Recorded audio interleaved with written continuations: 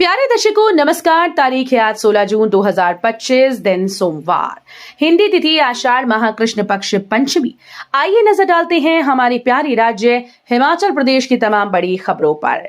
Video शुरू करने से पहले कमेंट बॉक्स में जय हिंद लिखकर हमें सपोर्ट करें और हाँ, वीडियो को पूरा जरूर देखेंगे क्योंकि इस वीडियो में हम जानेंगे बिजली, पानी, मौसम, सरकार के नए नियम, ऐलान। तो चलिए शुरू करते हैं। शिमला और कांगड़ा सहित राज्य के कई हिस्सों में बरसी राहत की फुहारें। 20-21 जून को भारी बारिश का येलो अलर्ट। हिमाचल प्रदेश में रविवार को मौसम ने करवट बदली और राजधानी शिमला सहित धर्मशाला, कांगड़ा सहित कई हिस्सों में बारिश हुई, जिससे लोगों ने गर्मी से राहत पाई। शिमला में 7, कांगड़ा में 34, धर्मशाला में 16, सुंदरनगर में 1, नाहन में 2.8, केलांग में 1, मनाली में 3, मंडी में 4, चंबा में 3, जुब्बड़हट्टी में 0.4, कुफरी में 7, कुकुमसेरी में 1.5, भरमौर में 1 व धौलाकुआं में 0.5 मिलीमीटर वर्षा हुई, जबकि भुंतर व कल्पा में बूंदाबांदी हुई।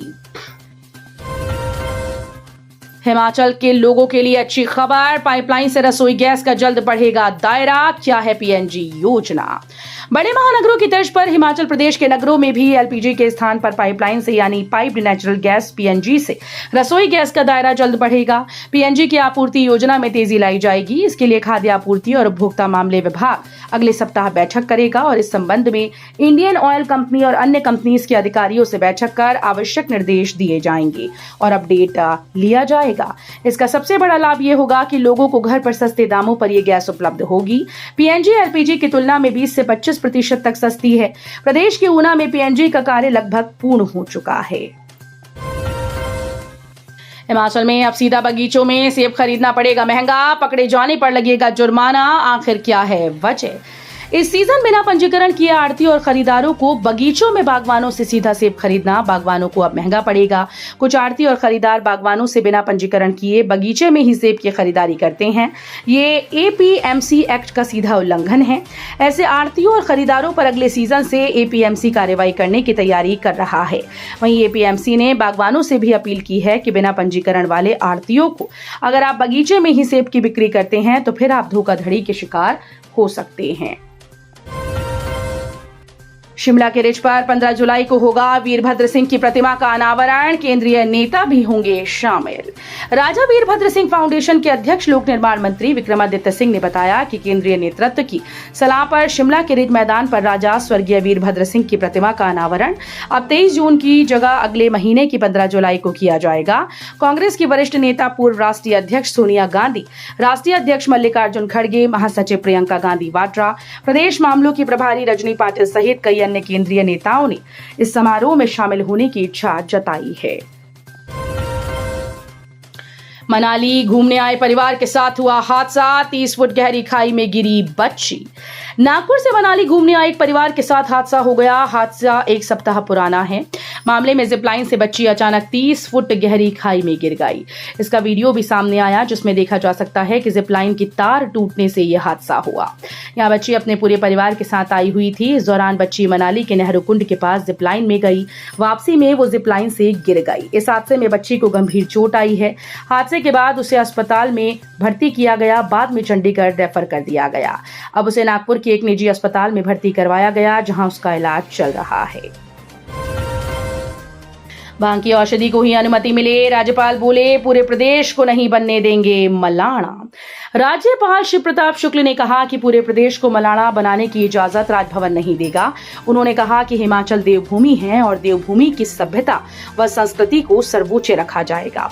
उन्होंने कहा कि भांग की खेती को लेकर सरकार प्रयास कर रही है और एक बिल भी पास किया गया जिसमें एक शर्त पर इजाजत मिलेगी कि भांग का औषधीय उपयोग हो। शिमला में एक कार्यक्रम में राज्यपाल शिव प्रताप शुक्ल ने कहा कि सरकार यहां पर भांग की खेती का उत्पादन करने को वैध बनाना चाहती है और जो बिल सरकार ने पारित किया उसमें भी इसके औषधीय उपयोग की बात कही है। उन्होंने कहा कि यह सुनिश्चित हो कि भांग का औषधीय उपयोग हो, जिसे लेकर राजभवन ने सरकार से कुछ जानकारी मांगी है। 2 महीने के लिए मत्स्य आखेट पर लगी रोक, मछुआरों ने पौंग झील से समेटे अपने जाल। पौंग झील में 16 जून से लेकर 15 अगस्त तक मत्स्य आखेट पर प्रतिबंध के चलते मछुआरे आज रविवार को अपने जाल समेटकर घरों को ले आए और किश्तियों को सूखी जगह पर बांधकर घर को वापस आ गए। अब 2 माह तक झील में बेरानी छाई रहेगी। पौंग झील किनारे मछली के अवैध शिकार को रोकने के लिए विभागीय टीम्स ने तंबू गाड़ दिए हैं। मत्स्य विभाग की टीम के द्वारा अब झील में कड़ी निगरानी रखी जाएगी। अब 2 माह तक पौंग झील की मछली का स्वाद चखने को नहीं मिलेगा। मत्स्य विभाग के द्वारा इस बार पौंग झील में कतला, राहू, मृगल, कॉमन कार्प, ग्रास कार्प प्रजाति का 80 लाख बीज डालने का लक्ष्य रखा गया है। पीड़ित की बजाय आरोपित का साथ दे रही पुलिस प्रशासन। पावटा मामले पर बोले जयराम ठाकुर। नेता प्रतिपक्ष जयराम ठाकुर ने कहा कि पावटा साहिब में जो कुछ हो रहा है वो दुर्भाग्यपूर्ण है।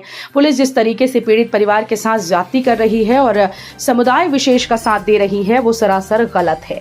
पुलिस और प्रशासन की कार्रवाई पक्षपातपूर्ण है। प्रशासन पीड़ित परिवार और उसके सहयोगियों को ही प्रताड़ित करने का काम कर रहा है।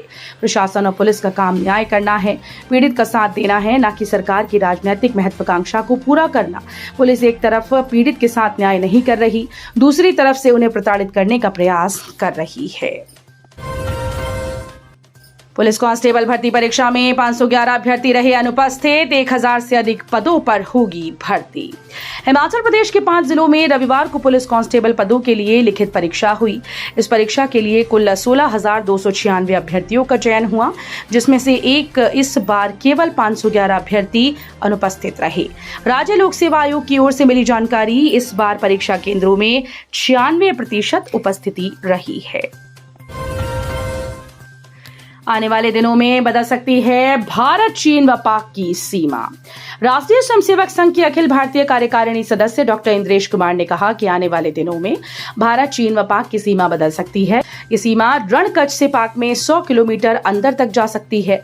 पाक, चीन व अमेरिका के साथ अन्य देशों का भय है कि भारत सीमा बदलाव की स्थिति को ला सकता है। हम सभी को ये सोच रखनी चाहिए। ऐसे में अगली पत्रकार वार्ता हम लाहौर में भी कर सकते हैं। ये बात उन्होंने रविवार को किन्नौर व लाहौल स्पीति के प्रवास से लौटकर शिमला में पत्रकार वार्ता में कही। उन्होंने कहा कि चीन आर्थिक व सामाजिक विस्तारवाद की नीति पर चल रहा है। डमटाल की गौशाला बनी पशुओं के लिए अभिशाप, भूख, प्यास और बीमारी से रोजाना हो रही मौतें।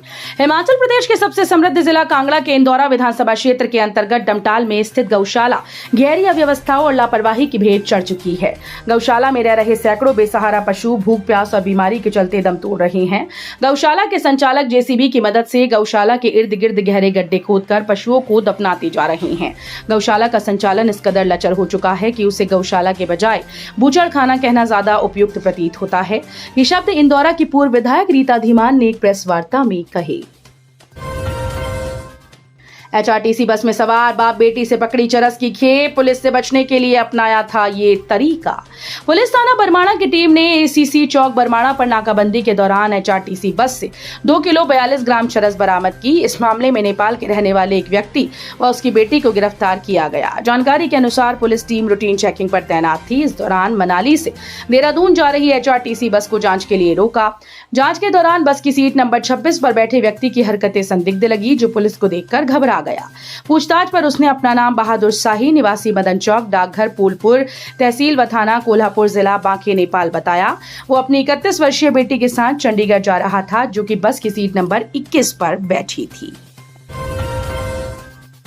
मंडी में दर्दनाक हादसा, पराशर मेले में जा रही बाइक खाई में गिरी, एक व्यक्ति की हुई मौत। ऋषि पराशर मंदिर में चल रही सराह नाहुली मेले में भाग लेने जा रहे मामा भांजे की बाइक हादसे का शिकार हो गई। हादसे में मामा 46 वर्षीय हरफूराम पुत्र त्वारफू राम निवासी सराज डाकघर मोहल, जिला कुल्लू की मौत हुई, जबकि भांजा 25 वर्षीय राकेश कुमार पुत्र रूपचंद निवासी गही डाकघर नगवाई को गंभीर हालत में पीजीआई चंडीगढ़ रेफर कर दिया गया। तो ये थी आज की फटाफट खबरें। हम मिलेंगे अगले बुलेटिन में, तब तक के लिए धन्यवाद। जय हिंद।